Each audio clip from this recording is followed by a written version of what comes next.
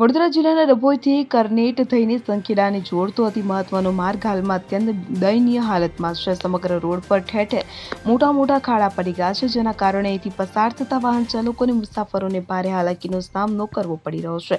ત્યારે આ માર્ગ પર વાહનો હંકારવા હવે એક કપરું કાર્ય બની ગયું છે. ખાડા એટલા ઊંડા છે કે વાહનોની ગતિ ધીમી કરવી પડે છે.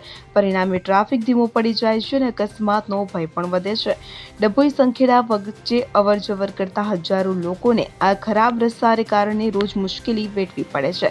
સામાન્ય રીતે ચોમાસું પૂર્ણ થયા બાદ તંત્ર દ્વારા માર્ગો પરના ખાડા પૂરવાનું કામ શરૂ કરવામાં આવતું હોય છે, પરંતુ ચોમાસું પૂરું થયાના લાંબા સમય બાદ પણ હાલ સુધી આ માર્ગ પર ખાડા પૂરવાનું કામ શરૂ થયું નથી, જેને લઈ સ્થાનિક લોકોમાં ભારે રોષ જોવા મળી રહ્યો છે. ત્યારે આ રસ્તાની ખરાબ હાલતનો સૌથી વધુ ભોગ ઇમરજન્સી સેવાઓ અને શાળાના વિદ્યાર્થીઓ બની રહ્યા છે. મળતી માહિતી અનુસાર સામાન્ય રીતે જે અંતર કાપવામાં માત્ર 15 મિનિટ જેટલો સમય લાગતો હતો, તે અંતર કાપવામાં હવે કલાક જેટલો સમય વેડફાય છે. ખાસ કરીને સ્કૂલ બસો અને 108 એમ્બ્યુલન્સ જેવી સેવાઓ સમયસર પહોંચી શકતી નથી, જેના કારણે